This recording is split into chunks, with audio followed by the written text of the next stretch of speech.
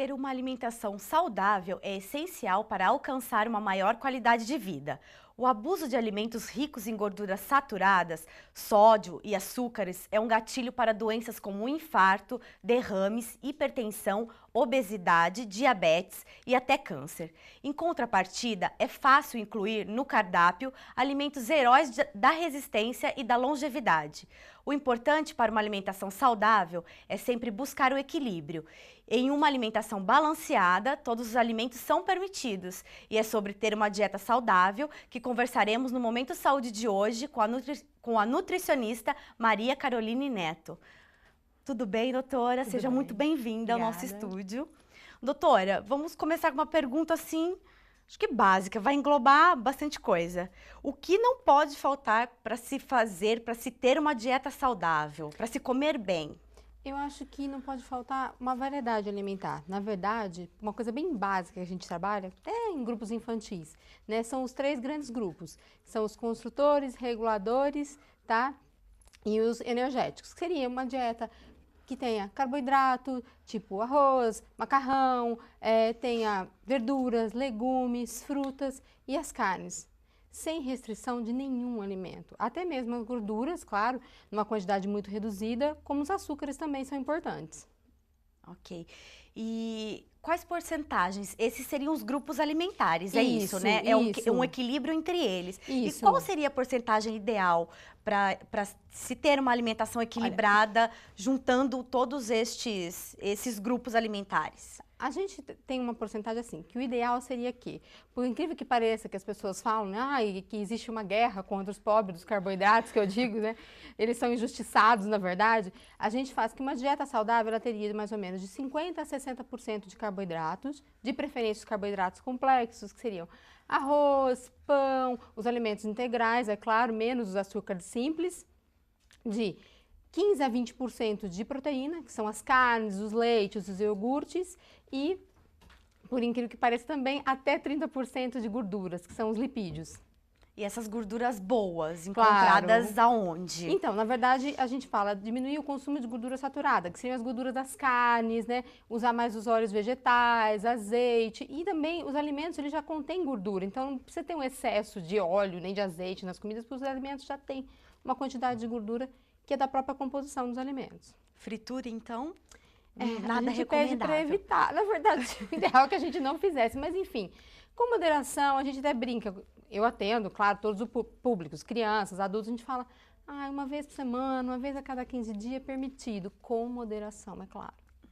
Mas existem óleos que ajudam, né, para essa fritura, para ser menos tóxica para o organismo, digamos. Então, existe uma coisa, né, um procedimento, a gente chama isso de ponto de fumaça, que é o quê?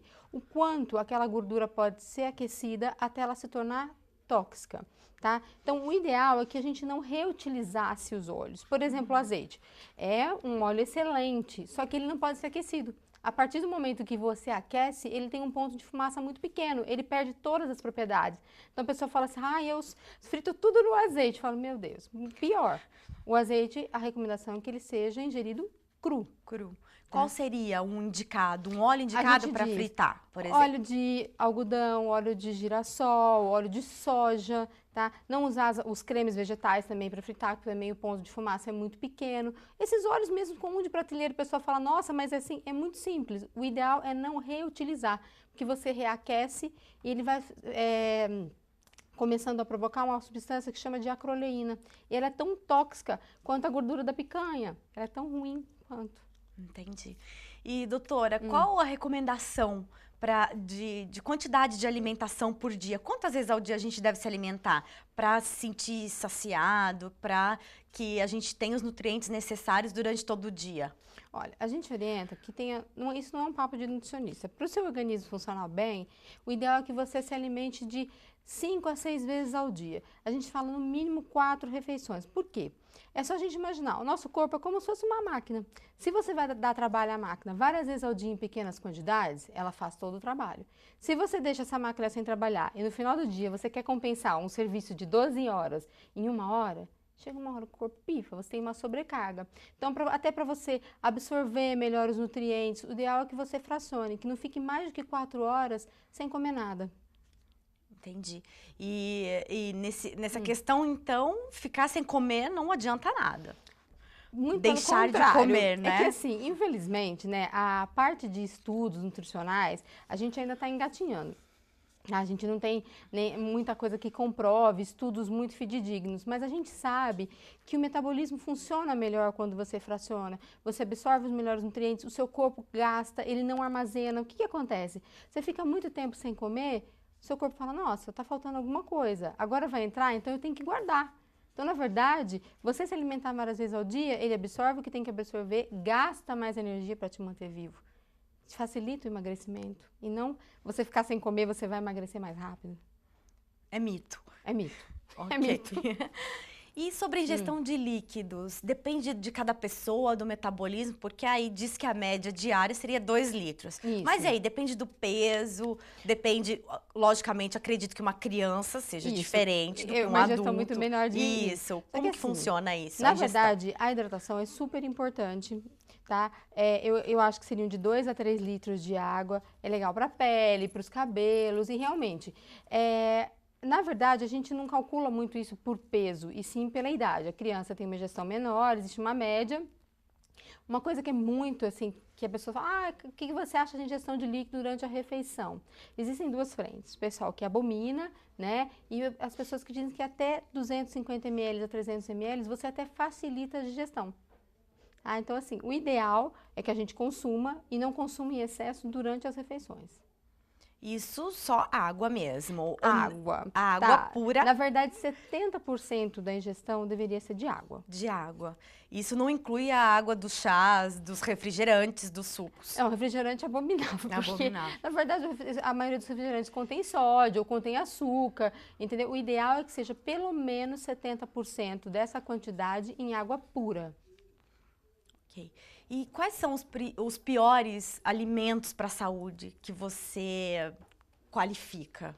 Olha, eu acho assim, quanto mais natural, seria melhor. Só que o mundo evoluiu, né? Nós temos um monte de coisa pronta que facilitam a vida.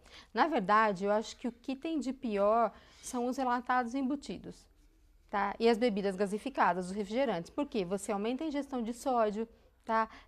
Você aumenta a ingestão de açúcar, tá tudo lá escondido. Você acha que não está ingerindo, mas tem uma quantidade muito grande, que é o que tem aumentado muito o aparecimento de hipertensão arterial, tá? Retenção de líquido. Tem um monte de gente que fala assim, nossa, eu me sinto inchada, mas eu não como sal, mas eu tomo 2 litros de refrigerante dietético.